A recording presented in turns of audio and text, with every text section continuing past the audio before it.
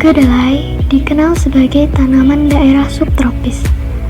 Namun di Indonesia yang beriklim tropis, tanaman kedelai telah lama dibudidayakan oleh para petani. Kebutuhan kedelai di Indonesia semakin meningkat.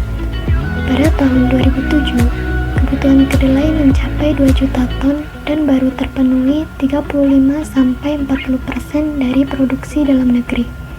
Oleh karena itu, produksi kedelai perlu untuk terus ditingkatkan. Salah satu hambatan dalam upaya meningkatkan produksi kedelai adalah serangan penyakit karat yang disebabkan oleh patogen Phacopsora pachyrhizi.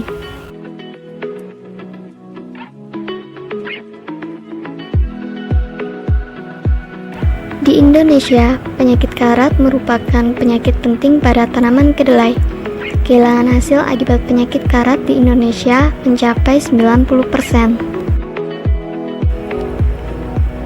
Pada awalnya, penyakit karat hanya terdapat di Asia, sehingga disebut sebagai penyakit karat Asia. Namun, akhir-akhir ini, penyakit karat telah tersebar luas di seluruh sentra kedelai di dunia. Gejala awal penyakit karat pada kedelai ditandai dengan munculnya bercak klorotik kecil yang tidak beraturan pada permukaan daun. Bercak tersebut kemudian berubah menjadi coklat atau coklat tua dan membentuk pustul. Pustul yang telah matang akan pecah dan mengeluarkan tepung yang berwarna seperti karet besi.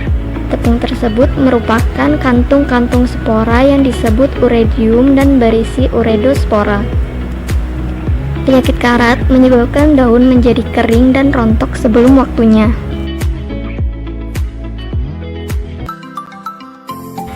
Penyakit karat disebabkan oleh cendawan Phacopsora pachyrhizi. Spora cendawan dibentuk dalam uredium dengan diameter 25 hingga 50 mikrometer sampai 5 hingga 14 mikrometer. Uredospora berbentuk bulat telur, berwarna kuning keemasan sampai coklat muda, dan permukaannya bergerigi. Uredospora akan berkembang menjadi teliospora yang dibentuk dalam telia.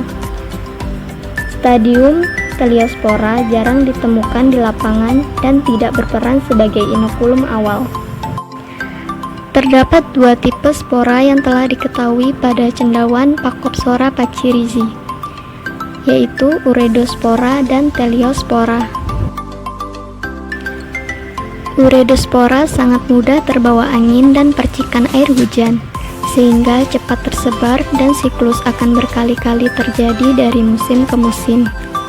Teliospora ditemukan pada tanaman terinfeksi pada akhir musim tanam atau di rumah kaca. Pada kondisi laboratorium, teliospora dapat berkecambah membentuk basidiospora. Jika tidak dijumpai tanaman inang, siklus penyakit akan terhenti, dan jika cuaca menguntungkan, uredospora akan berkecambah dan menginfeksi tanaman yang sehat. Faktor-faktor yang mempengaruhi perkembangan penyakit karat antara lain cahaya matahari, suhu, kelembaban, dan tanaman inang. Pengendalian penyakit karat dianjurkan dengan memadukan beberapa komponen pengendalian yang ramah lingkungan guna mendukung pertanian berkelanjutan. Komponen pengendalian penyakit karat meliputi penanaman varietas tahan, penggunaan fungisida nabati, dan pengendalian dengan agen sayati. Menanam varietas tahan dimaksudkan untuk mengurangi jumlah inokulum awal. Pengendalian dengan fungisida nabati mempunyai keunggulan karena tidak mencemari lingkungan, Bahannya tersedia dan lebih murah. Minyak cengkeh mengandung bahan aktif eugenol yang berkhasiat menghambat perkembangan beberapa mikroorganisme penyebab penyakit. Pada gambar yang telah ditampilkan, daun tanaman kedelai yang diberi perlakuan minyak cengkeh secara visual tampak sehat dan tidak terdapat atau sedikit gejala penyakit karat. Sedangkan daun tanpa perlakuan minyak cengkeh terdapat gejala penyakit karat. Dinding sel spora yang diberi perlakuan minyak cengkeh mengalami lisis sehingga isi sel tersebar ke luar sel. Spora tanpa minyak cengkeh memiliki dinding sel yang tetap utuh dan dapat membentuk tabung kecambah. Hal tersebut menunjukkan bahwa spora masih hidup.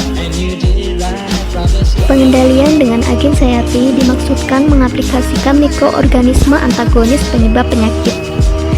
Cara ini dapat meminimalkan jumlah inokulum awal dan mengurangi perkembangan penyakit. Mikroorganisme antagonis yang sering digunakan untuk mengendalikan penyakit karat adalah bakteri Bacillus dan cendawan verticulum. Is as normal, missing some